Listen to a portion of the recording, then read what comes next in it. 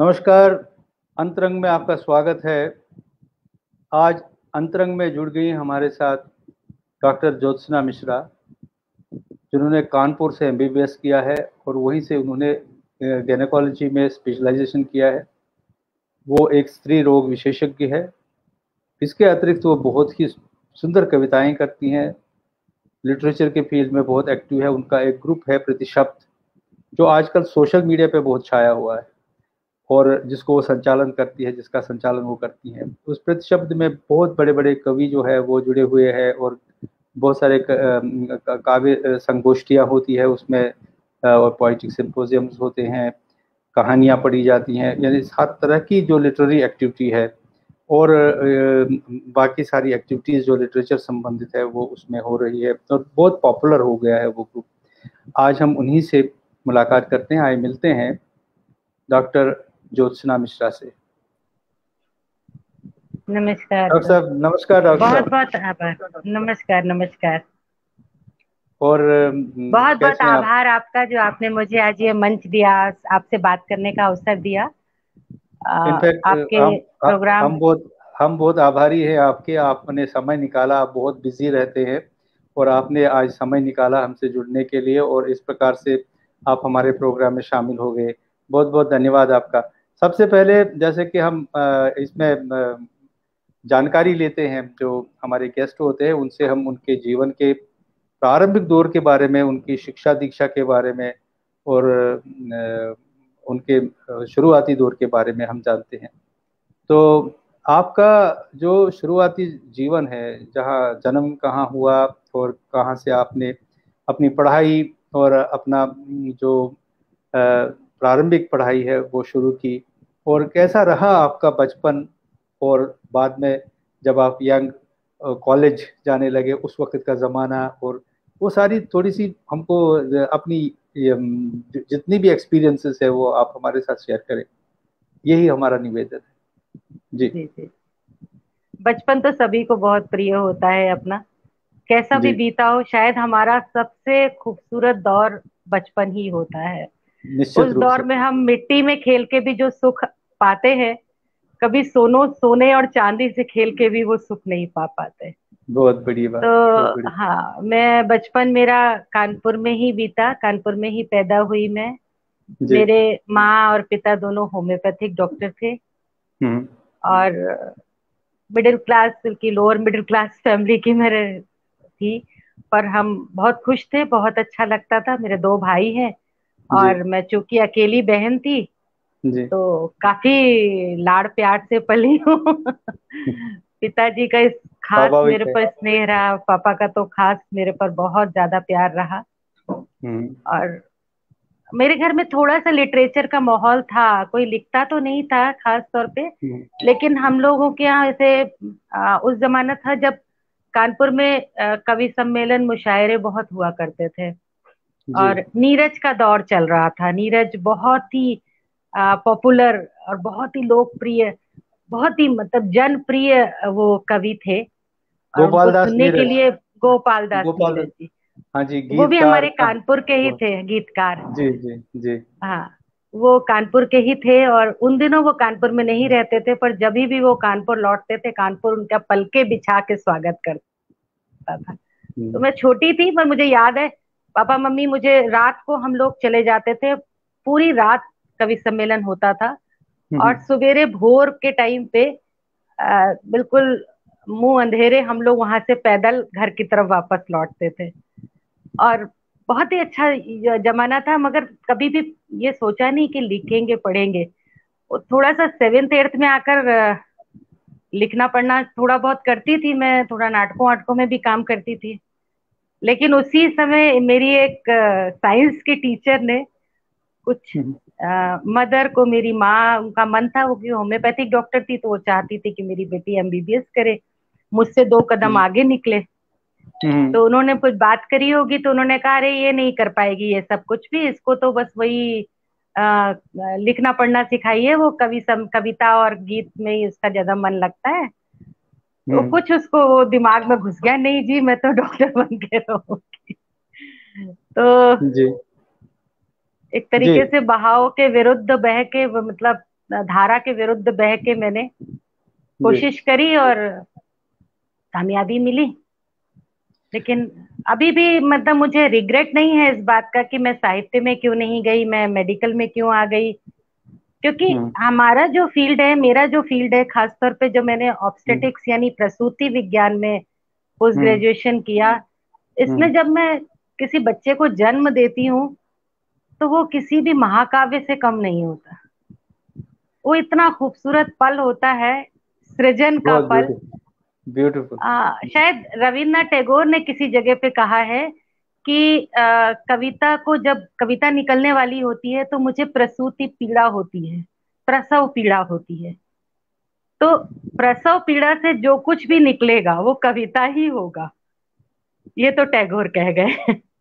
फिर मेरे जो बच्चे हाथ में आते हैं वो सच में किसी कविता से कम नहीं होते, और बहुत ही अच्छा आनंद मिलता है उसमें भी मुझे। और कई जी। बार कहानियां भी, कविताएं भी वहीं से उठ के आती हैं। जी। तो आप। शादी के बाद उस समय एमबीबीएस खत्म किया और हम्म। शादी हो गई। शादी के बाद दिल्ली आ गए। दिल्ली में बस अपना भाग दौड़ की जिंदगी। नहीं, बचपन में जब आप पढ़ाई कर रहे थे तो उस जी वक्त जी। उस वक्त के विचार क्या थे आपके, मतलब अभी जो जैसे आपके बच्चे हैं इस वक्त, अगर हम कंपैरिजन में देखेंगे उस वक्त का जीवन और आज के जीवन में क्या अंतर लगता है आपको? तो सबसे बड़ा अंतर तो मुझे ये लगता है कि हमारे बच्चे बहुत ज्यादा एक्सपोज्ड है। कुछ हद तक मैं कहूंगी दे ओवर एक्सपोज्ड है। उन्हें जी। हर चीज उंगलियों की टिप पर मुहैया है। उन्हें हम्म। खोजने की जरूरत नहीं पड़ती, वो बटन दबाएंगे, अच्छा ये हम्म। ये ये मिल गया। जी। अब वो चाहे लिटरेचर हो, चाहे कोई भी किसी भी तरीके की कोई जानकारी हो, हम्म। उनको इतनी आसानी से मिलती है कि वो शायद उसका हम्म। मूल्य नहीं समझते। और अच्छा। दूसरी बात यह है कि इस जिसके कि बहुत फायदे भी है, मैं सोशल मीडिया की बुराई नहीं कर रही हूँ, आगे चल के मैं आपको बताऊंगी कि सोशल मीडिया ने मुझे व्यक्तिगत रूप पे क्या दिया है। हम्म। लेकिन फिर भी ये नेट जो इंटरनेट की दुनिया है, इसने हम्म। बच्चों को बहुत ज्यादा भीड़ से घेर दिया है। और भीड़ भी कैसी अजनबी भीड़ है, बहुत अपनी नहीं है भीड़ वो। तो हम्म। बच्चे जो अपने आप से बातें करते थे, हम लोग, आपको शायद याद हो, हम लोग घंटों अपने साथ रह पाते थे, खुद जी। के अंदर झांकना। कोई भी चीज मिली उसके लिए विस्मय, उसके लिए कौतूहल, उसका उसके बारे में पता करने का चाव, वो हम्म। चाव, वो कौतूहल, वो विस्मय इन लोगों से छिन गया है। और दूसरी बात, पत्रिकाएं, जी। कागज की जो खुशबू होती थी वो हम्म। इंटरनेट में नहीं मिल सकती। वो खेल बदल गए हैं। पत्रिकाएं, खेल बच्चों बदल के गए हैं। बच्चों के खेल बदल गए हैं, और हमारे जमाने में जमीन से जुड़े हुए ज्यादा खेल होते थे। बिल्कुल बिल्कुल आंगन लुप्त हो गया है, पेड़ पौधे गायब हो गए हैं। और बिल्कुल बिल्कुल। लेकिन ऐसा नहीं कह सकते हैं, ऐसा महसूस नहीं होता है कि आज के बच्चे खुश नहीं, वो खुश रहना जानते हैं और वो अपना खुशी ढूंढ हाँ, वो लेते हैं। अपने तरह से ढूंढ लेते हैं, बिल्कुल ढूंढ बिल्कुल। लेते हैं। ये तो खासियत है बचपन की और नए नए जी। जीवन की, नई पौध की ये खासियत है कि वो रास्ता निकाल देती है। वो सूरजमुखी का फूल होता है ना, जिस जी। तरफ सूरज होता है उस तरफ उस घूम तरफ। जाता है। बहुत बढ़िया, बहुत बढ़िया। तो ये एक, मतलब हम खुद जब बच्चों को वॉच करते हैं तो ये हम इसको हम अनुभूत करते हैं, इसकी अनुभूति हमको होती है। और जरा सा डिफरेंस बहुत बड़ा है, वो हम समझ सकते हैं। अजनबी भीड़, क्षमा जी बोलती हैं, क्षमा जी हमसे जुड़ गई हैं। तो जी जी अजनबी जी। भीड़, जो इंटरनेट की अजनबी भीड़ है, उसको ये शब्द उन्होंने बहुत अच्छा माना कि ये है, लेकिन ये है, सच्चाई है। क्योंकि फ्रेंड लिस्ट में 4,000 5,000 फ्रेंड है, लेकिन फ्रेंड कोई ही खास खास ही कोई होता है। हर एक उसमें जो जुड़ जाता है वो सारे फ्रेंड नहीं होते हैं। और हम लोग बातचीत भी लंबी लंबी बहुत सारे लोगों से करते हैं, झगड़े करते हैं। अजीब सी दुनिया है, मतलब हम भी उसमें अजीब इन्वॉल्व सी, हो जाते हैं। तो बिल्कुल बिल्कुल। आपने लेकिन जैसे मैंने कहा कि सोशल जी। मीडिया को मैं पूरी तरह से निगेट नहीं करूंगी, क्योंकि जी। इसी ने मुझे चाहे अजनबी भीड़ दी हो, लेकिन इसी ने मुझे शमा जी दिए, इसी ने मुझे महाराज शाह जी दिए हैं, और बहुत सारे बहुत जी। प्यारे प्यारे मित्र भी दिए हैं। जी जी, मतलब ये एक जी बहुत जी, बड़ी खूबी इसमें है कि मतलब हम खूबी शायद भी है, हर हम चीज हम है शायद मतलब। हम शायद इस प्रकार से नहीं, मतलब इतना बड़ा हमारा दायरा नहीं बन जाता अगर ये सोशल मीडिया नहीं होता, बिल्कुल। जिस प्रकार से हम इसको आप अभी देख रहे हैं। ये एक बहुत बड़ी ये हमेशा रहा है कि चीज किस चीज को आप किस दृष्टि से देखते हैं और उसकी उपयोगिता कैसे जान लेते हैं, उसको कैसे उपयोग करते हैं, ये हमेशा उसी पे डिपेंड करेगा। तो इस तरीके से आपने एक बात कही कि आपको कभी नहीं लगा कि आपने मेडिकल में आके गलती की, और जी आप क्योंकि साहित्य के साथ भी उतनी ही जुड़ी हुई है और आपकी सृजनात्मकता जो है वो आपके प्रोफेशन में आपको ज्यादा दिखती है, वहां भी बहुत मतलब दिखती है। तो ज्यादा नहीं तो कम भी नहीं दिखती है, काफी कम कम दिखती भी है। नहीं दिखती है, हाँ, काफी जी काफी जी तरीके से, क्योंकि वो एक बहुत आपका जो वो मोमेंट है जब किसी का जन्म होता है, और मैं जानता हूँ क्योंकि ऐसे दो दो चार मतलब इवेंट्स हुए हैं जहां मैंने ये देखा है कि एक डॉक्टर जिन्होंने एक लेडी को मतलब उसका इलाज कर रही हैं, और बाद में जब वो सफल हो जाते हैं, जब किसी बच्चे का जन्म होता है तो वो कितना खुश होती है। बहुत खुशी का मौका होता है। उस खुशी को मैंने महसूस किया है हॉस्पिटल में। मैंने देखा है बहुत, मतलब that is that can't be express, उसको गिरा अनयन नयन बिन वानी, वो पूरा सही शब्द कह, उसमें आता, रियल रियल हैप्पीनेस उसमें होती है, उनको लगता वो है कि लड़की हमने। जैसे जैसे दर्द में तड़पती है, वैसे वैसे कहीं हमारे अंदर की माँ तड़पती है। और जैसे जैसे वो अल्टीमेटली जब वो अपने बच्चे को देख के खुश होती है, तो जी, हमारे अंदर की माँ भी एक बार को खुश हो जाती है। उससे ज्यादा खूबसूरत सृजन कुछ नहीं, सच में। और आपने बताया कि पर टैगोर, उनको उनको जी उन्होंने इसी चीज का जो रचना है, जो जो उसका जी जी प्रोसेस है, जो उसका प्रोसेस है रचना का, जब हम उसमें होते हैं, प्रोसेस में होते हैं, किसी अच्छी रचना के प्रोसेस में होते हैं, तो उसी प्रकार की पेन जो है वो सारा प्रसव फील किया, होता है, सच में। प्रसव, हाँ, वो प्रसव की पेन जो है वो महसूस होती है। और बहुत खूबसूरत अंदाज में आपने बताया कि फिर जब वो जन्म लेती है वो रचना, तो आदमी खुश हो जाता है, आदमी को सच। मतलब सेटिस्फेक्शन मिलता है कि मेरा जो ये कार्य है वो निरर्थ नहीं गया, इसमें यथार्थ है। आप मुझे आप ये जानना चाहेंगे शायद दर्शक भी कि आपको, आप बोलते हैं कि जन्म से, क्योंकि जो जो अनुभव आपने बताया कि आप इतने बड़े कवि, जो कि हम हमारे देश के बहुत महान कवि हैं, गोपाल दास नीरज, उनके कवि सम्मेलनों में आप जाते थे और रात रात भर वहां उनको सुनते थे, उसके बारे में कोई अनुभव ऐसे हों जो आप शेयर करना चाहेंगे, और जिससे प्रेरित हुए आप, और जिस जो जो आपके मन में रहा कि मतलब ये होना जरूरी है, मुझे भी एक ऐसी कविताएं लिखनी है। गोपाल दास नीरज सर के जब समय पे मैं शायद इतनी बड़ी नहीं थी कि मैं खुद लिखने के बारे में सोच सकूं।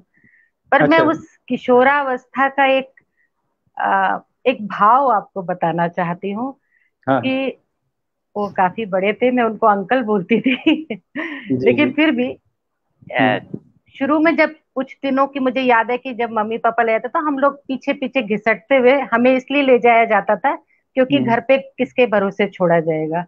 तो वो अच्छा चादरें वादरें ले जाई जाती थी और बिछा के हम लोग उसमें सोते रहते थे, छोटे बच्चे दोनों। और अच्छा। मम्मी पापा और बड़े भैया अपना हम्म। आनंद लेते थे कवि सम्मेलन जी का। जी। पर मुझे एक बार की याद है जब मैं एंटर कर रही हूँ, और मोती झील हमारा कानपुर का काफी खूबसूरत एरिया, बड़ा ग्रीनरी वाला एरिया है, काफी वहाँ पेड़ पौधे हैं। तो वो जी। झुरमुट में से होकर उस मैदान में गए हैं हम लोग। तो अच्छा। उससे हम लोग जब पास हो रहे थे तो कोई गा रहा था, आज भी उसके नाम से होती है पागल कलियां, ओ। आज भी उसके नाम से होती है पागल कलियां, चलिए। जाने क्या बात है नीरज के गुनगुनाने में। तो वो वाह जो वाह वाह वाह। पहली धड़कन किशोरावस्था की। हम्म। अच्छा, उस समय मैंने सच में कलिया का मतलब लड़कियां नहीं समझा था, कलिया का मतलब सच में कलिया ही समझा था। फिर हम्म। भी वो इतना मुलायम कविता लिखते थे, इतनी गहरी होके भी इतनी खूबसूरत होता था उनकी कविता कहन, जो उनका था बहुत हम्म। ही खूबसूरत होता था। तो वो जी ना शायरी जिसमें दिल की धड़कन ना हो नीरज, वो तो है किसी अखबार की कतरन की तरह। ओहो तो हो, क्या उनका बात। अपना, वो उनका अपना एक अंदाज था जो हम्म, वाकई मोहित कर लेता था लोगों को। तो जी। हाँ, कुछ हद तक कह सकते हैं कि वो जो माहौल था वो कहीं हम्म, इम्बाइब कर गया होगा मेरे अंदर, जो हम्म, धीरे धीरे निकल के आया। हाल हम्म, एक बात मैं बचपन की, आपको मैं अभी बात कर रहे थे आपके बच्चे हम्म, हमारे क्या मिस कर रहे हैं, वो हम्म, मुझे याद आ रही थी, अभी बात हमारी दूसरी तरफ चली गई। हम्म, हम सबसे ज्यादा मैं जो मिस करती हूँ अपने बच्चों के लिए वो मैगजीन्स मिस करती हूँ। हमारा वो धर्मयुग और साप्ताहिक हिंदुस्तान वाला जमाना था।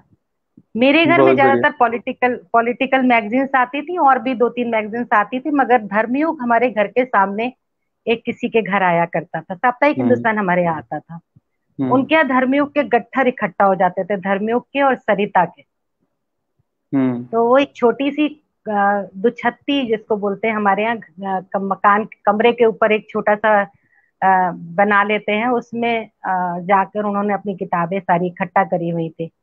जी, गर्मियों की दोपहरें हों जो क्योंकि गर्मियों की दोपहरों में छुट्टियां होती थी स्कूल की, जी। तो वहां बैठ के, वहां हवा वगैरह कुछ नहीं, कोई पंखा उनका कुछ नहीं लगा हुआ था, तो कानपुर की मई जून की गर्मी में मैं वो धर्मयुग की मैगजीन जो है उस दुछत्ती के दरवाजे पे बैठ के, कि वहां थोड़ी रोशनी भी आती थी, थोड़ी हवा भी आती थी, पूरी पूरी दोपहर पड़ती थी।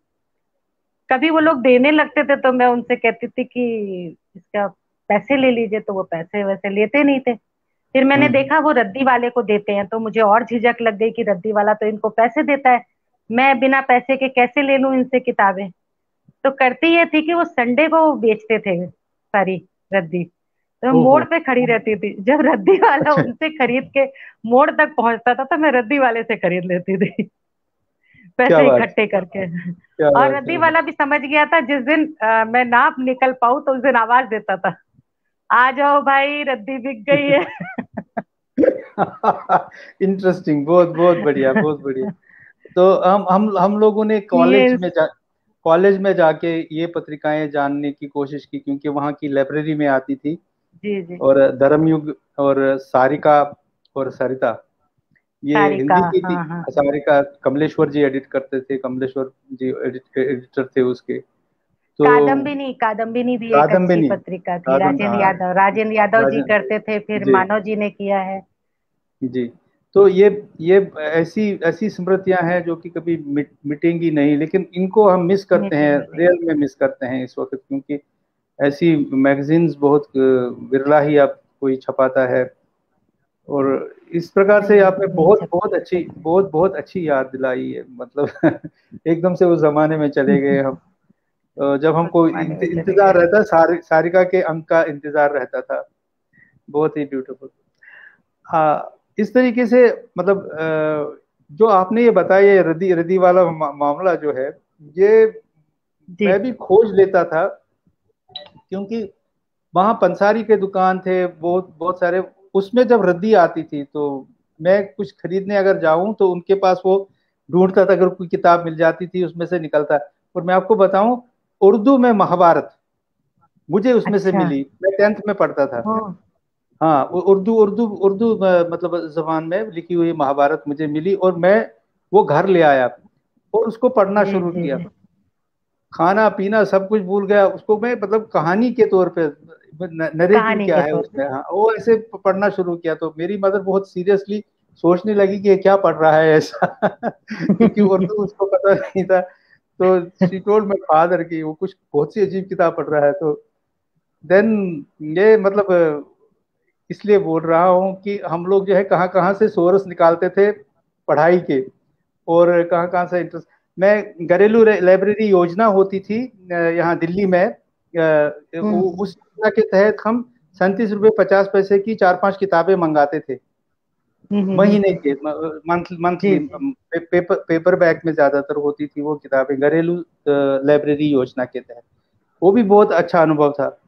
तो हम्म। इस प्रकार से जो आपने, क्योंकि आपने ये बात छेड़ी तो मुझे ये चीजें याद आ गई एकदम से। तो बिल्कुल। वो एक बहुत बड़ा जुड़ाव था कि जिस जिस प्रकार से हम जुड़ गए थे इस लिटरेरी मूवमेंट के साथ। जी जी जी। ऐसा क्या हुआ कि आपकी एक सुप्रसिद्ध कविता, हम ये बात करने वाले हैं, अग्निशेखर जी पूछ रहे हैं कि लेकिन उससे पहले मैं आपको बताऊंगी, आपने जब पहली कविता लिखी तो वो कब लिखी आपने, और कहाँ से प्रकाशित हुई, या क्या सोर्स रहा, कब से लिख रही हैं आप? सर मेरा काफी दिनों तक लिखना क्या पढ़ना भी बंद रहा, करीब 15-20 साल। ओ शादी के ऐसे। बाद बहुत सारा मतलब गृहस्थी, घर गृहस्थी और भी बहुत सारे सम प्रॉब्लम्स थे। हम्म। और ये आटे दाल का भाव पता करना ज्यादा जरूरी था। तो अच्छा। ऐसे शायद बीच बीच में लिखती रही हूँ और उसको लिख लिख के बिस्तर के नीचे दबाती रही हूँ। लेकिन मेरे दोस्तों को पता था कि मैं लिख लेती थी। मैं हम्म। दोस्तों को 2-3 फ्रेंड्स हैं मेरी, तो मेरी एक मित्र हैं राधा, राधा जैन। वो अच्छा। आईएमए की प्रेसिडेंट हुआ करती थी उस समय पे, ईस्ट दिल्ली आईएमए। तो वो एक प्रोग्राम करा रही थी, हम्म। कवि सम्मेलन, महिला कवि सम्मेलन उन्होंने कराया था महिला दिवस जी। पे, 2011 की बात है ये। अच्छा, तो 2011। अच्छा। हाँ, शादी 2092 में हुई, तब से लेके 11 के बाद बीच का मुझे कुछ भी अपना लिखने पढ़ने का याद नहीं है, कुछ भी नहीं, शायद कुछ भी नहीं हुआ। हम्म। 2011 में उसने मुझे डांट डांट के वो कविता लिखाई, मुझे याद है अभी भी। 11 बजे रात को मैं घर वापस आई थी और उसने बोला जी। कल आना है तुमको पढ़ने के लिए, तुमने कविता लिख ली? मैं कहा हम्म। यार 2 सर्जरियां, सुबह से ओटी में घुसी हुई हूँ, मेरे दम बस नहीं, हम्म। अब मैं कविता विता नहीं लिखूंगी और किसी को पढ़ा देना। तो उसने कहा नहीं नहीं, मैं फोन नहीं मैं तुम्हें रखने दूंगी, मैं बार बार फोन करूंगी, तुम्हें सोने नहीं दूंगी, तुम अभी कविता लिखो बैठ के। और पता नहीं ऊपर वाले ने कुछ दिया, वो एक कविता लिख गई। कविता हम्म। लिखी गई, अगले दिन मैंने पढ़ी, लोगों को हम्म। पसंद आई, मुझे भी हम्म। पढ़ने में अच्छा लगा। हम्म। आ, बहुत सी औरतें वहां पर, महिलाएं जो उपस्थित थी, वो रोने लगी, तो मुझे लगा कि हाँ सचमुच कुछ अच्छा लिख गया। उसके हम्म। 1 महीने बाद, अप्रैल में, मैंने ये हम्म। कविता फेसबुक पे पोस्ट कर दी। अच्छा। इसके पहले जब से फेसबुक आया था तब से थोड़ा थोड़ा पढ़ने लगी थी मैं, कि हाँ हम्म। कविताएं पढ़ने को मिलने लगी थी मुझे लोगों की। हम्म। हम्म। फेसबुक पे पोस्ट कर दी और उसके बाद मैं भूल गई। मेरी हम्म। मदर इन लॉ काफी बीमार थी, उनकी मृत्यु भी हो गई जून में, मई के एंड में। हम्म। उसके बाद जून निकल गया, जुलाई निकल गई, अगस्त में मुझे किसी ने फोन किया कि ये कविता जो है, जो तुमने उस दिन वहां पे पढ़ी थी, हम्म। ये तो जगह जगह व्हाट्सएप पे घूम रही है, हम्म। कहीं पे अज्ञात नाम से घूम रही है, कहीं पे गुलजार साहब के नाम से घूम रही है। हम्म। तब मैंने ध्यान दिया, और जहां जहां पे ये गुलजार साहब का नाम लिखा था, वहां वहां मैंने रिक्वेस्ट करी कि भाई गुलजार साहब बहुत बड़े शायर हैं, बहुत बड़े कवि हैं, हम्म। उनका मयार बहुत ऊंचा है, उनको इस कविता के साथ जोड़कर उनकी तौहीन मत करिए। ये तो एक मामूली सा मैंने लिख दिया है, इसको अगर हम्म। आपको पसंद आई है तो बहुत बहुत शुक्रिया, मगर गुलजार साहब के साथ मत जोड़िए। पर वो बात मानी एक बार, नहीं गई। एक बार उसको, एक कविता को आप उसका पाठ कर सकते हैं अभी? जी जी जी जी, एक करते। बार उसको सुनेंगे, उसके बाद इसकी चर्चा करना बहुत अच्छा लगेगा।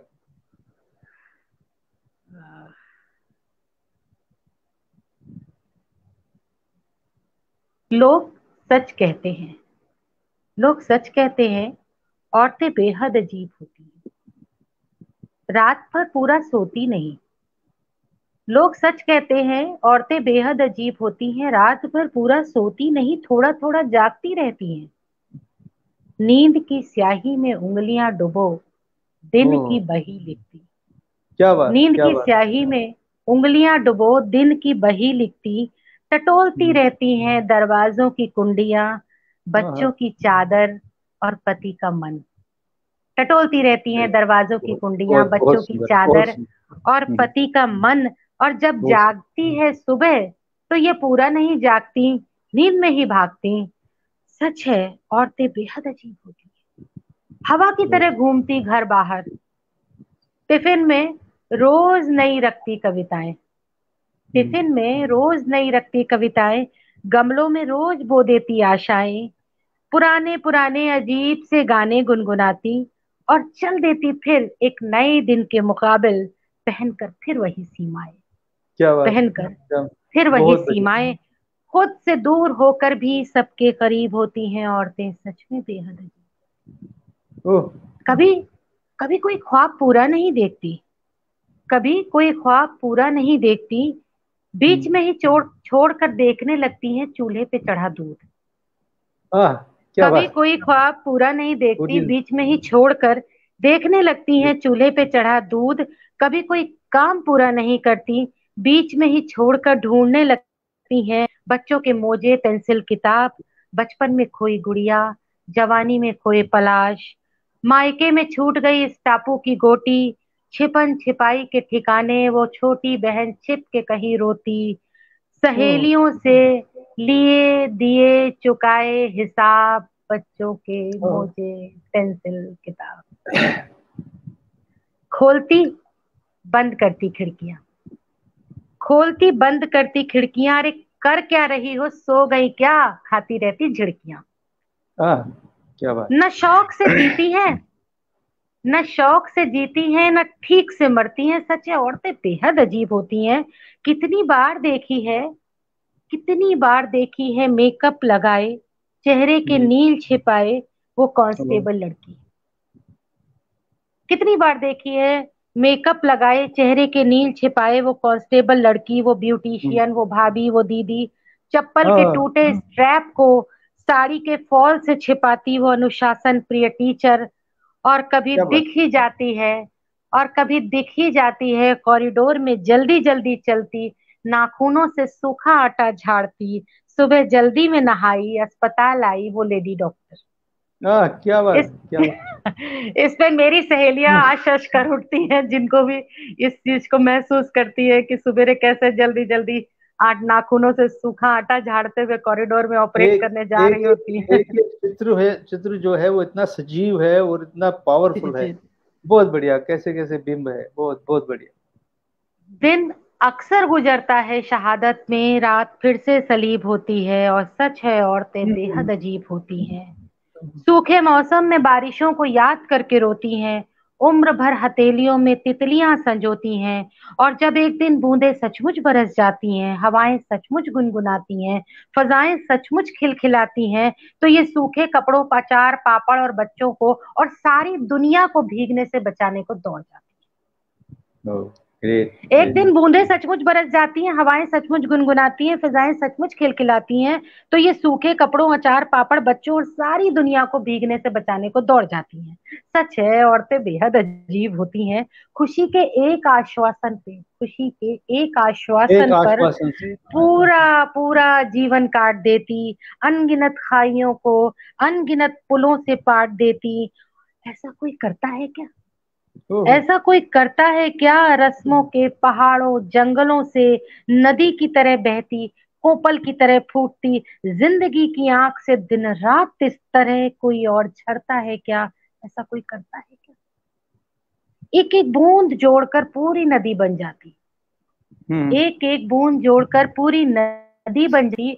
समंदर से मिलती तो पर समंदर ना हो पाती, हाँ, समंदर से क्या बात। मिलती तो पर समंदर न हो पाती। आंगन में बिखरा पड़ा किरची किरची चांद उठाकर जोड़कर जुड़े में खोस लेती। शाम को क्षितिज के माथे से टपकते सुर्ख सूरज को उंगली से पोंछ लेती। कौन कर हाँ, सकता था क्या बात। भला ऐसा औरत के सिवा। ब्यूटीफुल। फर्क है, ब्यूटीफुल।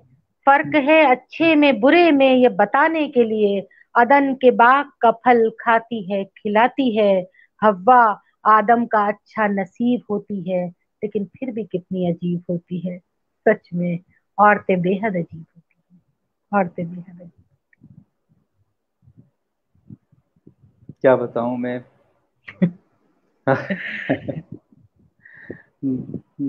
लाजवाब लाजवाब, मतलब मैं तो स्पीचलेस हो गया। बहुत बढ़िया कविता।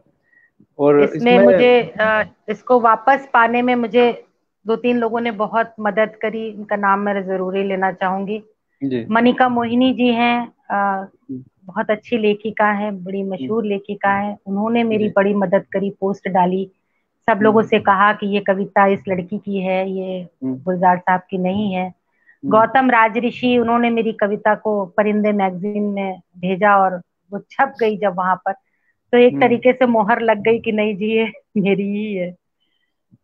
लेकिन कितना मतलब एक तरीके से ये मैं तो समझ सकता हूँ कि एक बहुत ही यातना का पीरियड रहा होगा, समय रहा बहुत होगा यातना कर। कि मतलब इस प्रकार से लोग मतलब क्योंकि सोशल मीडिया में ये भी एक प्रॉब्लम है कि वायरल हो जाता है, झूठ भी वायरल हो जाता है। बिल्कुल आपकी बिल्कुल। आपकी कविता वायरल हो गई, लेकिन उसके साथ एक झूठ जुड़ गया और वो भी वायरल हो गया। और गुलजार और साहब ने उसके भी। बाद बुरा ये कि उस झूठ का इल्जाम भी मुझ पे किया गया। गुलजार साहब ने एक उसमें कहा कि लोग क्यों अपनी कविता को मेरे नाम से छपाते हैं पॉपुलैरिटी पाने के लिए। बहुत दुखद था, खैर। वो एक मेरे मित्रों ने, मिसअंडरस्टैंडिंग हो मेरी गई। कविता के प्रशंसकों ने बहुत साथ दिया मेरा, बहुत बहुत साथ दिया। मैं उन सब जी की आभारी हूँ। जी जी।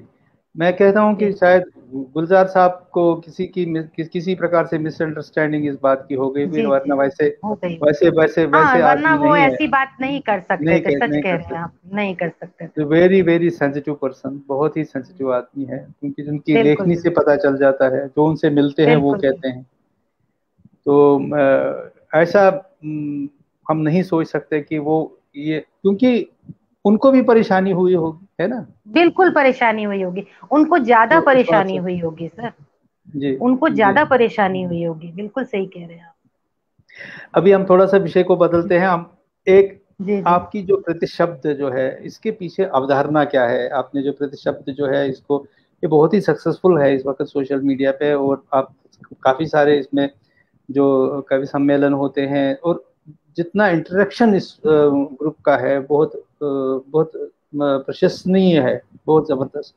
तो इसके पीछे जो अवधारणा आपकी है वो क्या है, और किस प्रकार से ये मैनेज करती है आप? आपका समय बहुत मूल्यवान है, आप बहुत ही जबरदस्त मतलब आपका काम जो है वो बहुत सीरियस काम है। बहुत उसमें समय से ले कैसे, लेता है, जी हाँ जी। बहुत समय लेता है, उसमें से कैसे टाइम निकालते हैं, उसमें से समय का मैनेजमेंट कैसे करते हैं, और इसको कैसे चलाते जी हैं जी। आप?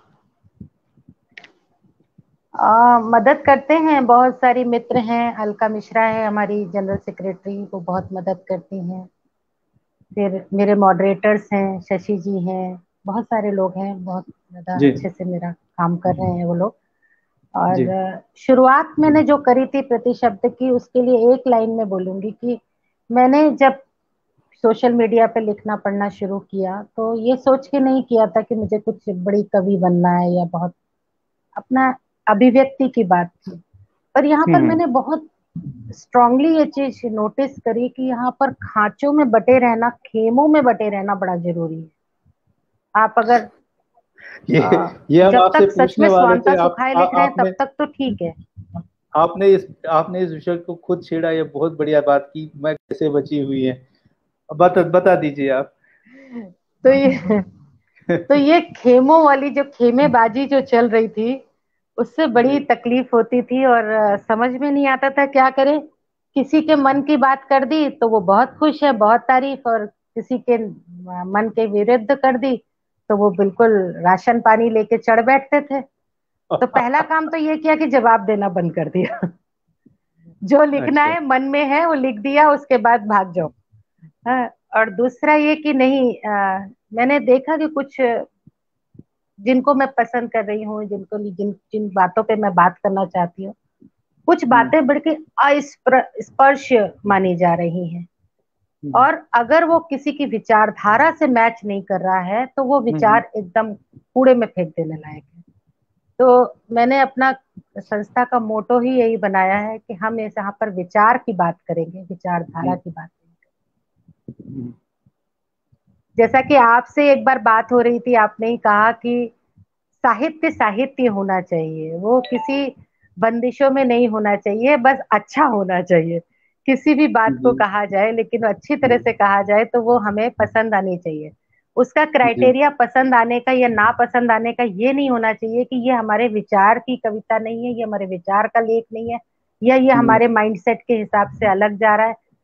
तो हम्म। ये यहाँ पे नहीं हो रहा था तो मैंने सोचा हम करते हैं। क्योंकि हमारी शिक्षा दीक्षा इसी प्रकार की हुई है कि हमने जो मतलब हमारी जो पढ़ाई हुई है और जो समझ जो डेवलप की है, उसमें जो साहित्य के की अवधारणाएं हैं, जो गुण है, जो साहित्य के जो मानव सेंसिबिलिटीज है हमारे, उसको छूनी चाहिए, उसमें उसका ये होना चाहिए, प्रकटीकरण होना चाहिए।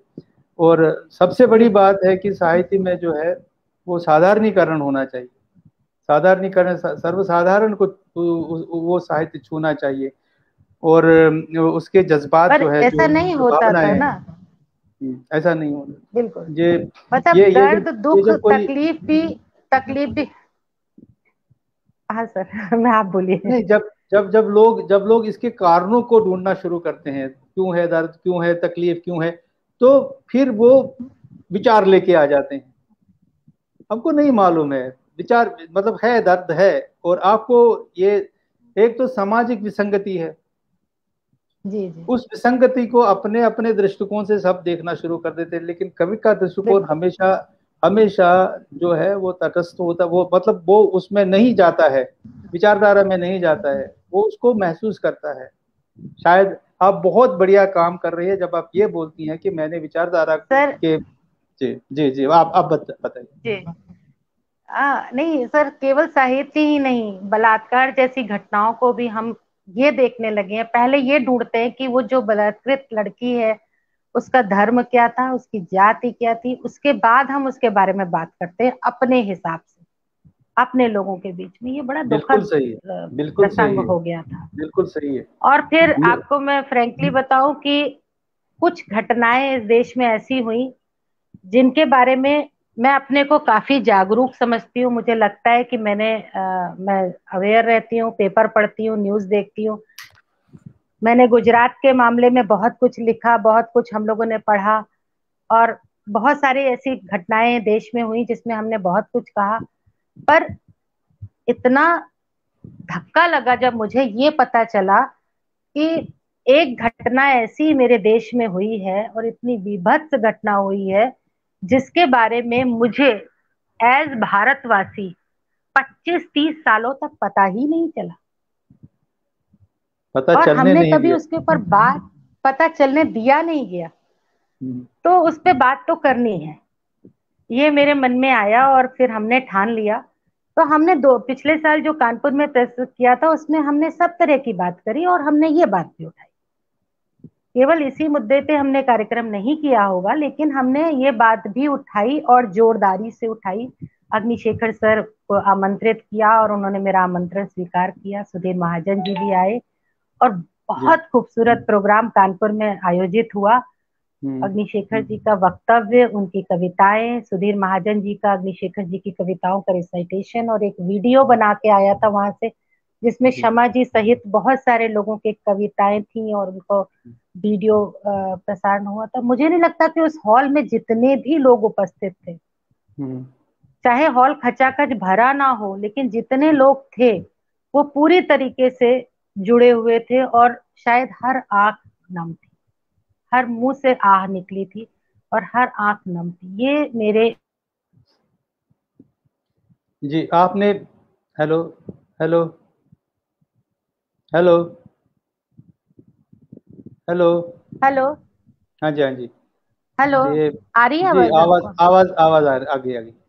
मैं जी ये जी। बोल रहा था कि आपने एक बहुत बड़ा संकल्प उठाया है अपने मतलब साथ की, जो निष्कासन का साहित्य है।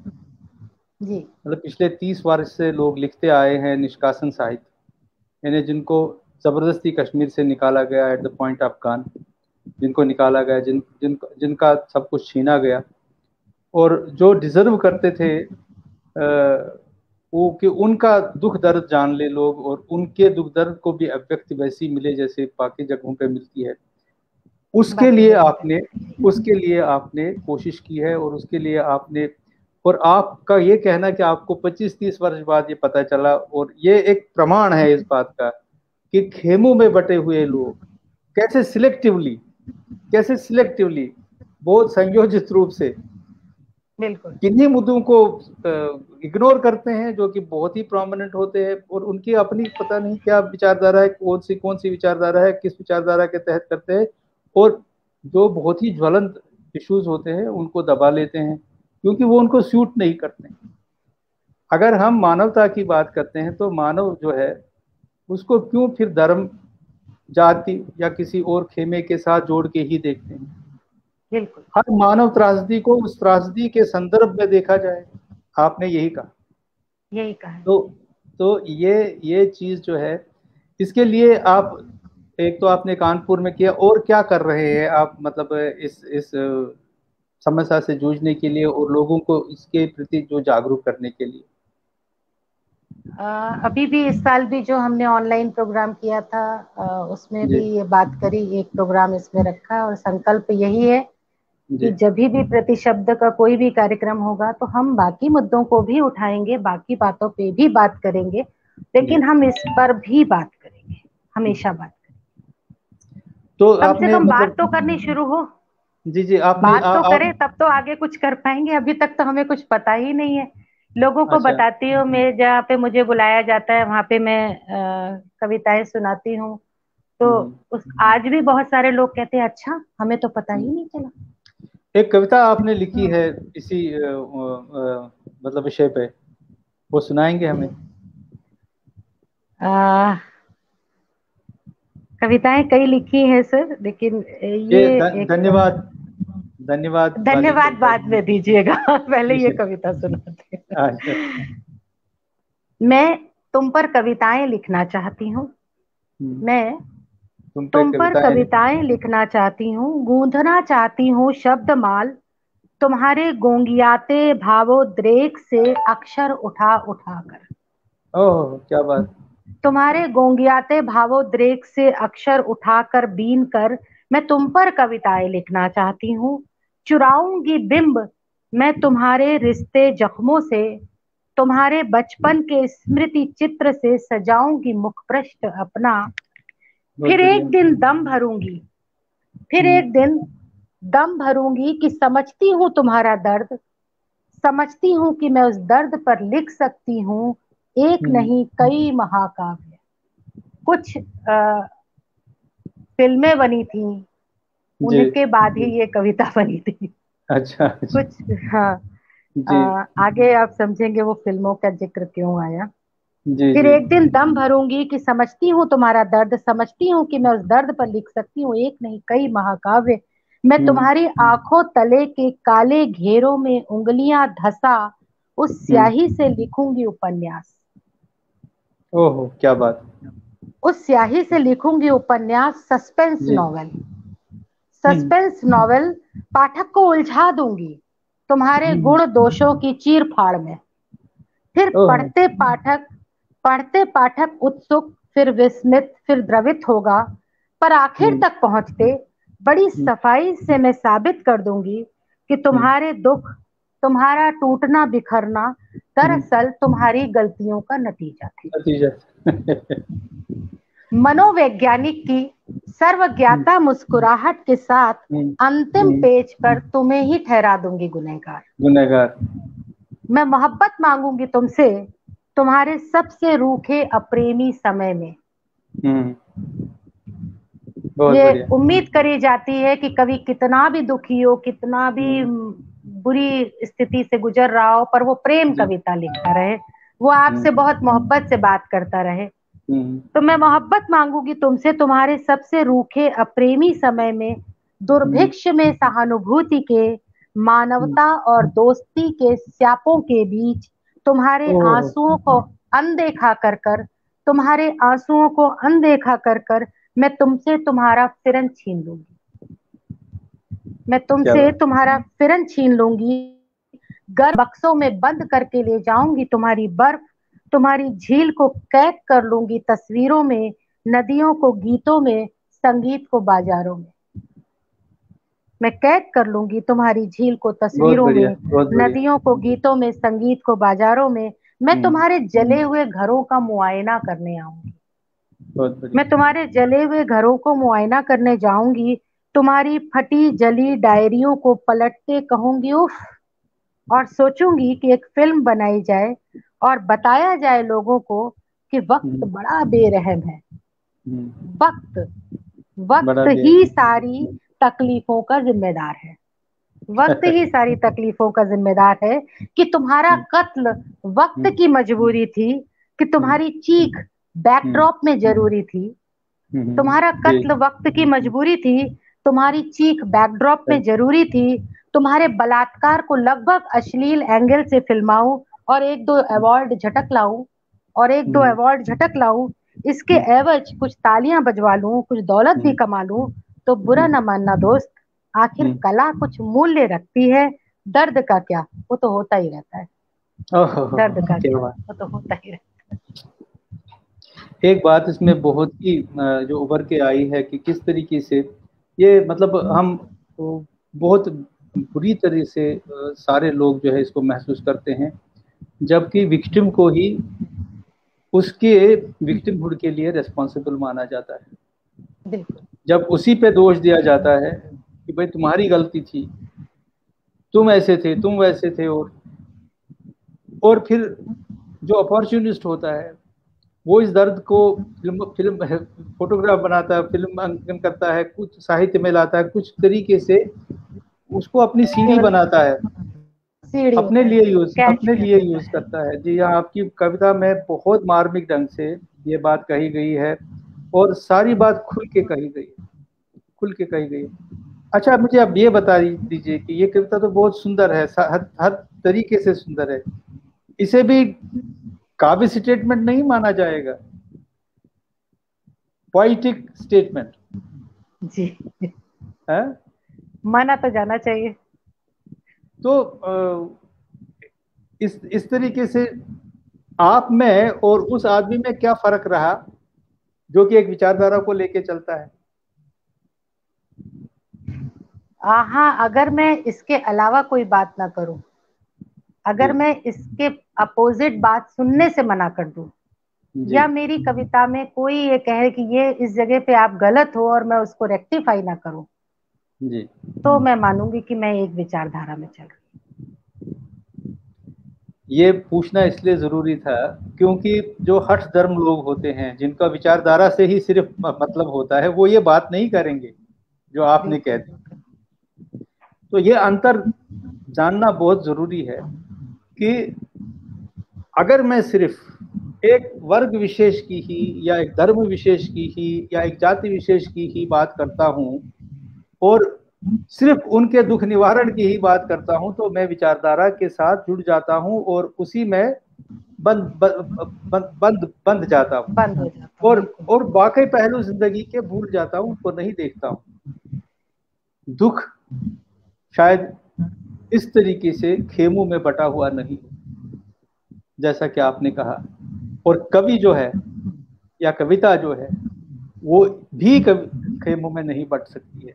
उनको नहीं जहां बता भी सकते। जो भी मानव संवेदना छू जाती है वो उसका ये तो मानव संवेदना का ही आधार था जो आपको बहुत गहरे तक छू गया, और आपने इस प्रकार से रिएक्ट किया और ऐसी कविता लिखी। अब मुझे आप बता दीजिए, आपने जो निष्कासन साहित्य पर और लोग जो लिखते हैं, उनके बारे में थोड़ा सा बताइए। आप कैसी जानकारी रखते हैं और किन किन के संपर्क में इसमें आए हैं और कैसे जोड़ा है उनको आपने अपने साथ? तो सबसे पहले मैंने जो जाना ही इस बारे में वो अग्निशेखर सर की कविताओं से जाना था। जी मुझे एक मैगजीन में जवाहर टनल पढ़ने को मिली। जी वो एक बार पढ़ी, दो बार पढ़ी, तीसरी बार बोल के पढ़ी, जी और एकदम जो कहते हैं ना, सुन्न हो गया है सारा कुछ, कि ऐसा भी हुआ था, ऐसा भी होता है। उसके बाद एक कार्यक्रम में पता चला कि सर आ रहे हैं, तो मुझे लगा मुझे सामने से सुनना चाहिए। और उसी बीच में मैंने पता नहीं कहाँ किस तरीके से, मुझे अब याद नहीं है, पर जो अग्निशेखर सर ने मंगलेश डबराल जी को चिट्ठी लिखी थी, खुला पत्र लिखा था, वो भी मेरे हाथ लग गया। वो पढ़ा मैंने हम्म। कहा ये तो बड़ी अजीब सी बात हो रही है इस देश में, और कहीं कोई चर्चा नहीं, कोई कोई बात नहीं हो रही है। फिर पता चला सर आ रहे हैं, तो मैंने कहा चलो सुनते हैं। पर दुर्भाग्य था मेरा कि उस कार्यक्रम में वो बोले नहीं। और फिर मैंने उससे किया और कांटेक्ट किया सर को, मैम, एक और सेकंड, मैंने एक ये सेकंड, पढ़ा। एक सेकंड, एक सेकंड, एक सेकंड में रोकूंगा। आपका आवाज जी जी। मतलब वो बार बार डिस्टर्ब हो रहा है, इसमें कोई मफलिंग आ रही है वहां पे। आपका कुछ लग तो नहीं रहा है इसके साथ, माइक के साथ, या हवा हवा कुछ छू रही है इसको? मफलिंग बहुत आ रही है, मफल्ड आवाज आती है। आप बताइए, अभी भी ऐसी ही है? अब अभी भी ठीक है, आवाज ऐसी ही अब है? ठीक। अच्छा। नहीं नहीं, अब आवाज अच्छी आ रही है, तो बताएंगे। फिर बाकी सब मैंने उनकी मार्फत ही जाना। और मेरी एक टीचर जी हैं डॉक्टर कल्पना प्रसाद, उनकी माता जी हैं चंद्र किरण सोनरेक्सा जी। उन्होंने भी कश्मीर पे एक कहानी लिखी है। उन्होंने भेजा, उन्होंने काफी दिन वहां पे रह के काफी कुछ किया था, तो कल्पना मैम ने मुझे काफी कुछ बताया अपनी माँ के अनुभवों के बारे में। और धीरे धीरे धीरे धीरे पता चला, कुछ जी। हद तक तो पता चला, और कुछ हद तक मैंने कोशिश करी पता करने की। क्षमा जी को पढ़ा, फिर दर्दपुर पढ़ा। उसके बाद दर्दपुर के बाद तो हिल ही गई हम्म, मैं। कोई भी जिसने भी दर्दपुर हम्म, पढ़ा है वो मेरी वो उस समय की स्थिति समझ सकता होगा कि वो जब नॉवेल इतना मोटा बंद करके रखा है। उसके बाद पढ़ा, और हम्म, उसके बाद और भी चीजें पढ़ी, पॉलिटिकल चीजें पढ़ी। बड़े बड़े एक किताब पढ़ी कश्मीर पे लिखी हुई। तो मुझे वो जो दूसरों की लिखी हुई किताबें थी उनमें पढ़ के एक बड़ा ताज्जुबनाक, बड़ा हौलनाक एक एक्सपीरियंस ये हुआ कि जब भी वो लोग लिखते हैं कश्मीर के बारे में या कहते सुनते हैं कश्मीर के बारे में, तो हम्म, उसमें तीन पक्ष होते हैं: भारतीय सरकार, हम्म, पाकिस्तानी सरकार, और हम्म, का स्पॉन्सर्ड आतंकवादी, और मजलूम गरीब मुस्लिम जनता कश्मीर हम्म, की। हम्म, उसमें से कश्मीरी पंडित किस चमत्कार के तौर पे गायब हो जाते हैं एकदम से पूरे सिलसिले में, ये मुझे समझ में नहीं आया। हम्म, तो यही सब कुछ बातें थी जिन्होंने मुझे और ज्यादा जिज्ञासु बनाया, ज्यादा कौतूहल हुआ। जितना जितना पता चलता गया उतना हम्म, मैं गहरे उतरती गई इस विषय में। हम्म, हम्म, जहां तक हो सकता है वहां तक करेंगे, बस क्या किया जाए। यही सबसे बड़ी हमारे शेष भारत के लोगों की सबसे बड़ी जो कंट्रीब्यूशन हो सकता है आम जनता का, वो मुझे लगता है कम से कम हम जाने तो, हम सुने तो आप लोगों को। हम्म। कितना कितना जरूरी है और कितना अहम है जो यहाँ के बुद्धिजीवी लोग हैं, जो यहाँ का बुद्धिजीवी वर्ग है, जिसने कि आंखों पे पट्टी बांधी और आधा ही सच देखा कश्मीर का, और कभी पूरा सच बयान नहीं किया। कभी आपके पूरा माध्यम सच। से, आपके माध्यम से, और आपके लोग, आपके जितने आपके संपर्क में लोग हैं उनके माध्यम से कितना बहुत जरूरी है कि आप पूरा सच बयान करें और उसको उचित संदर्भ में देश के सामने रखा जाए। कितना जरूरी है ये। बहुत और उसके जरूरी लिए, है, और बहुत उसके लिए जरूरी। क्या क्या किया जाना चाहिए? सर मैं बहुत अ, अपने को इस काबिल नहीं समझती कि मैं बहुत बड़ी बड़ी बातें कर सकूं। जी।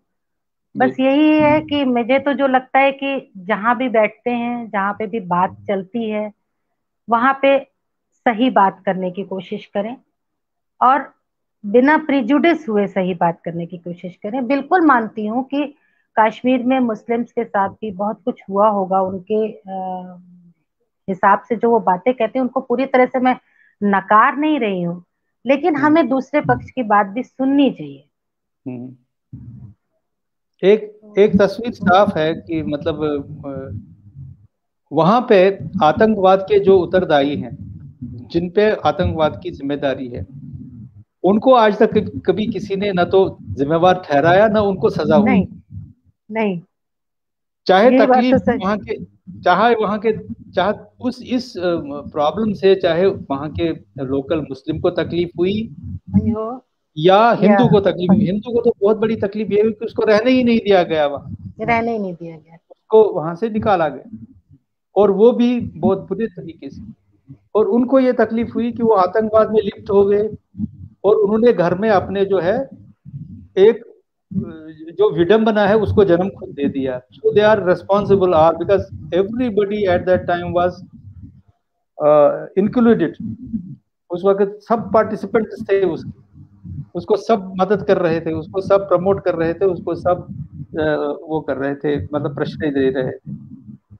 और अगर उन्होंने उस वक्त ये डिसीजन लिया होता कि ये घातक है, ये एक ही समाज को नहीं मारेगा, ये सारे समाज को ही मार देगा और इसको घर में नहीं लाना है, then the situation could have been definitely avoided.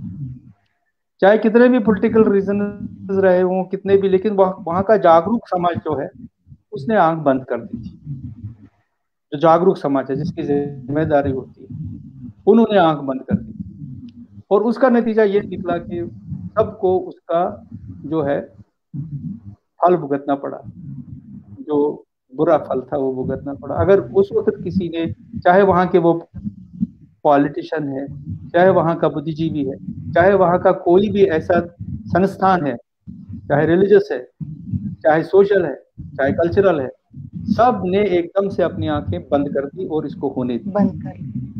ये हमारा बहुत बड़ा एक मतलब इसमें है। और इस प्रकार से मतलब ये एक जो साजिश ही कहेंगे, जो जिसका हम सब शिकार हो गए। आपकी दूसरी कविता इसमें इसी इसी विषय पे है। अगर आप उसको सुनाएंगे तो बहुत अच्छा लगेगा। कौन सी आप अन्य कहना चाह कविताएं रहे जो हैं आपकी मुझे? है। नहीं, आपने ये क्या नाम, एक कविता जो हमें भेजी थी, तो उसके बारे में धन्यवाद जी। अच्छा, एक छोटी सी पहले इसी संदर्भ में मैं कर दे रही हूँ। ये कितनी जी अजीब बात थी कि एक दिन पर्वतों को पेड़ों ने मैदानों में धकेल दिया। ये कितनी अजीब बात थी कि एक दिन पर्वतों को पेड़ों ने मैदानों में धकेल दिया। पेड़ स्वयं हवा में लटके रहे इस गुमान में कि वो पर्वतों से ऊंचे थे। बिना इतिहास का भूगोल अब गुरूर में था। आहलाद में थी शाखाएं बिना जड़ों की। बिना गौर किए अपने बढ़ते पीले रंग पर अपनी नियति से अनजान आजादी की इस फंतासी कथा पर हंस पड़ी सभ्यता विद्रूपता से। फपक कर रो बहुत पड़ी बढ़िया, संस्कृति। बहुत आजादी बढ़िया। की इस फंतासी कला कथा पर हंस पड़ी सभ्यता विद्रूपता से फपक कर रो पड़ी संस्कृति। नदियां जिन्हें उनसे बिछोड़े के गीत गाने थे चुपचाप यूं ही बहा करी मुंह फेर कर या डूब गई थी बहुत अपने ही आंसुओं में कौन जाने। पर्वतों ने बैराग लिया स्मृतियों से। स्मृतियों ने चिंतन से निर्वासित हुई इस तरह एक पूरी कथा सौहार्द की। बहुत ही बढ़िया। ये है जो मैंने मतलब बहुत जिसका आपने बिल्कुल भावानुवाद किया, जिसको जिसको आपने मतलब मन की, हमारी जो जो बात है, आप जो कह रहे थे, वास्तविक हाँ। समस्या हमारी, वो आपने, हाँ, जो वो आपने इन शब्दों में बयान की है। बहुत ही जबरदस्त मार्मिक कविता में आपने इसको बयान किया। This is the reality, this is the reality. और इसकी, और अगर किन्हीं भी लोगों ने यहाँ पे जिस तरीके से अब ये मतलब जागरूकता आप ला रहे हैं इसमें, मतलब प्रति शब्द के थ्रू, अगर ये पहले भी किसी ने सोचा होता तो शायद बहुत सारा फर्क पड़ता, बहुत फर्क पड़ता। और इस तरीके से भारत में एक जागरूकता आ गई है इस तरीके की कि मैं मतलब अभी गुजरात है, अभी महाराष्ट्र है, केरला है, फिर हमारे मतलब तमिलनाडु है, इतने सारे बहुत सारे लेखक जो है हर जगह से अब इस बात को समझने लगे हैं। और आपने मतलब बहुत सारे लोगों को जब जोड़ लिया तो इसका बहुत बड़ा इफेक्ट भी हो गया। तो अब आप मुझे बताइए कि मूल जो कविता या जो साहित्य है उसको आप कैसे देखती हैं, क्या होना चाहिए? मतलब अगर आपको एक डेफिनेशन बताऊं मैं साहित्य का, तो क्या है आपके नजर में साहित्य? मेरी व्यक्तिगत नजर, हालांकि देखिए ये सर, पूछना मैंने क्योंकि आपकी साहित्य कविताएं सुन के नहीं, मैंने मेरा साहित्य कभी मेरा भी पढ़ा ये नहीं। मानना है कि आप, नहीं नहीं, पढ़ने की बात नहीं कर रहा हूं मैं। आप जिस तरीके से मतलब जो जिस तरीके से कविताएं लिखते हैं, जिस तरीके से दूसरों का काव्य समझते हैं, जिस तरीके से आपने जवाहर टनल को समझा है, और जिस तरीके का आप एक्टिविटी करते हैं, आपको क्या लगता है कि क्या है लिटरेचर, क्या है वास्तव में, इसका रोल क्या है? अगर आप इन शॉर्ट बताएंगे, कोई रोल है या नहीं है कि बस ऐसे हम लिखते हैं? व्हाट इज मेरा कॉन्शियस विचार राइटिंग? तो यही है। जी जी। अभिव्यक्ति। अभिव्यक्ति, लेकिन बहुत कुछ जनरल लोग टर्म कहते है। हैं कि हमको हमको इंट्यूशन आ गया। इल्हाम हो गया। हाँ, हाँ, अभिव्यक्ति जनरल है। कुछ लोग कहते हैं कि हमको इल्हाम हो गया, इंट्यूशन हो गया तो लिख दिया। कुछ लोग कहते हैं कि नहीं, हम सायास लिखते हैं, सोच के लिखते हैं, एडिट करते हैं और उसको साँचे में डालते हैं। दूसरा, तीसरा, चौथा ड्राफ्ट फिर पब्लिश करते हैं। वो एक ग्रुप है। कुछ कहते हैं कि हमने लिख दिया तो वो पत्थर की लकीर एक ही बार कहते हैं, हम दूसरी बार नहीं कहते, क्योंकि वही सही है। इस सारे जो काव्य है, अब हमारे स्कूल्स हैं डिफरेंट। हमारा अलंकार का स्कूल है, हमारा मतलब शैली का स्कूल है, यानी मतलब पद्धतियां अलग अलग हैं। हमारे सौंदर्य का शास्त्र अलग है, कविता की सौंदर्य का शास्त्र अलग है। और आप क्या मानते हैं कि क्या कौन सा ट्रूथ है जो उभर के आता है जब एक कवि कविता लिखता है? क्या होता है? What is the process? Sir मैं केवल अपनी बात कर पाऊंगी।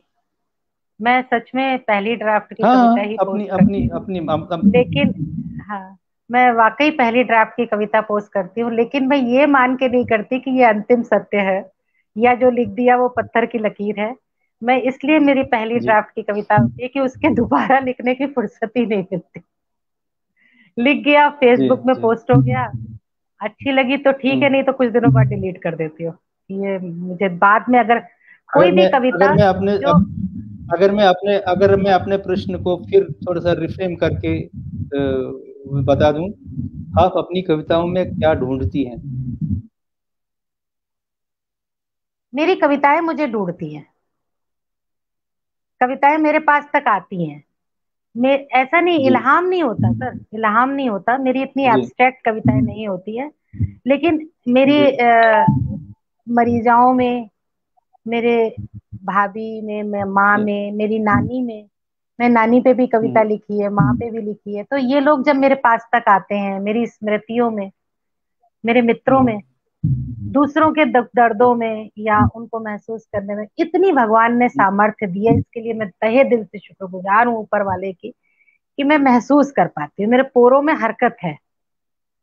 ये होनी बहुत जरूरी है।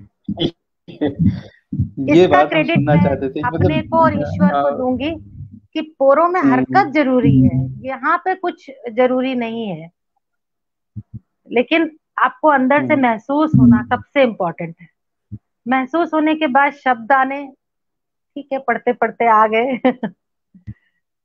हम्म, मैं कुछ फ्रेम नहीं कर पाऊंगी अपने जवाब को आपके इस प्रश्न के, थोड़े मेरा लिए टेढ़ा है प्रश्न। जी। कभी कभी कुछ सोच के भी लिखती हूँ, कभी कभी आपके अचानक भी स्वप्न लिख क्या है? जाता है। मेरे स्वप्न, आपके आ, सपने क्या है? सपने सपने जो जी, हाँ, बहुत छोटे छोटे सपने हैं सर मेरे। अब इस उम्र में आके अब ये लगता है कि कुछ हाँ जी। ऐसा कर जाऊं जो मुझे, कुछ ऐसा कर जाऊं जो जब मैं मरने के टाइम पे आऊं तो मुझे लगे कि हाँ यार, जिंदगी में कुछ तो किया। और दूसरा, अब बच्चों से जुड़ जाते हैं सपने, बच्चे ऐसा कर लें, ऐसा कर लें, प्रति शब्द को लेके स्वप्न है कि एक इसको आगे बढ़ाएं, एक मैगजीन जोड़ें, मैगजीन के फॉर्म में इसको लाएं। बस बहुत छोटे छोटे ख्वाब है सर। हम्म। आप एक मैगजीन चलाना चाहती हैं। जी और उसके उसके इर्द गिर्द लोगों को जोड़ना चाहती हैं। जी आप ऐसा बोल रही हैं। और ये साहित्यिक गतिविधियां जो है बहुत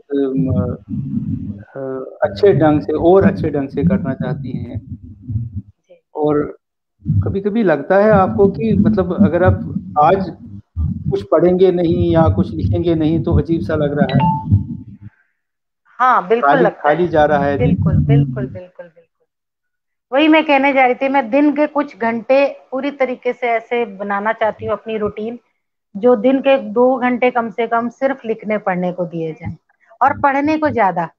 मैं लिखने से ज्यादा पढ़ने से प्यार करती हूँ, मुझे पढ़ना बहुत अच्छा लगता है। जैसे आपको बताया था मैगजीन्स कैसे चुरा के पढ़ती थी, ऐसे ही मूंगफली के जी, लिफाफे भी होते थे ना, मूंगफली खाली करके किसी और को दे दी, लिफाफा फाड़ के पढ़ जाती थी। जी।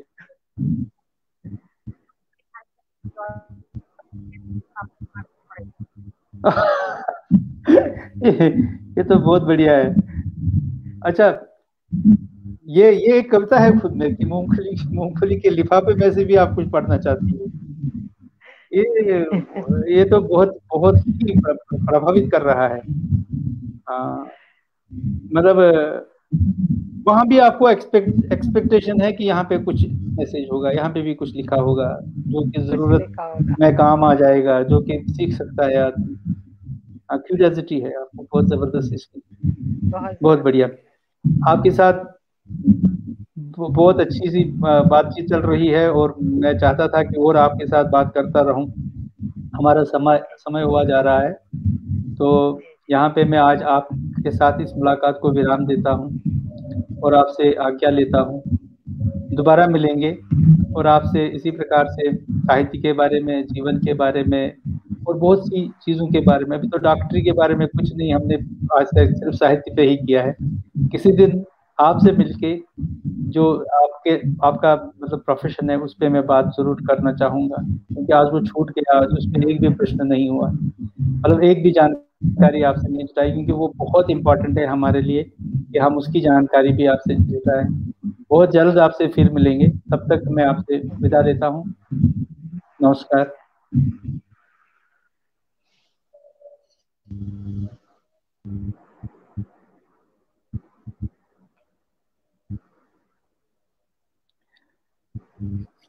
आज के अंतरंग में बस इतना ही। हमारे साथ जुड़ी रही आज ज्योत्सना मिश्रा जी, डॉक्टर ज्योत्सना मिश्रा। और आपने देखा कि वो कितनी सहृदय है और पेशे से डॉक्टर है, और कितना अच्छा उन्होंने सारे साहित्य का विश्लेषण आपके सामने रखा, कितनी अच्छी कविताएं उन्होंने पढ़ी आपके सामने। और मुझे तो बहुत अच्छा लगा उनसे मिलके, और उम्मीद है कि आपको भी ये प्रोग्राम बहुत अच्छा लगा होगा और पसंद आया होगा। अपनी राय ज़रूर हमें लिखते रहिए और हमारे प्रोग्राम को सब्सक्राइब कीजिए और इसको लाइक कीजिए और फॉलो कीजिए, ताकि अगली इन्फॉर्मेशन आपको मिलती रहे हमारे प्रोग्राम के बारे में। इसी के साथ मैं आपसे विदा लेता हूँ। अगले प्रोग्राम में एक अच्छी शख्सियत से आपकी फिर मुलाकात कराता हूँ। तब तक दीजिए इजाज़त। नमस्कार। प्रणाम। हाँ, मैं भूल भूल गया आपको। हमारे साथ जो प्रोग्राम में जुड़े रहे वो राजेश अरोरा जी, अनामिका तिवारी, अग्निशेखर जी, डॉक्टर अग्निशेखर, देवीदास खत्री जी, जगदीश खार जी, और राधा जैन, विमल जी सिद्धा, इंदु कोल, गाशा जी, महाराज डॉक्टर महाराज कृष्ण भट्ट प्रोफेसर हैं, राजेश अरोरा जी, और अनामिका तिवारी जी, पूर्णिमा कोल तिक्कू, दीपक बुदकी साहब, क्षमा कोल जी, और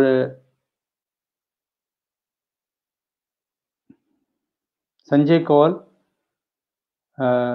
ये सब हमारे साथ जुड़े। नतालिया कार्पिको, ये हमारे साथ जुड़ी रही। तेज किशन राणा जी, ये सारे लोग हमारे साथ जुड़े रहे आज। इनका बहुत बहुत धन्यवाद। इसी के साथ मैं आपसे इजाज़त चाहूँगा। नमस्कार। अगले प्रोग्राम में फिर आपसे भेंट होगी। तब तक के लिए आपसे विदा लेता हूँ।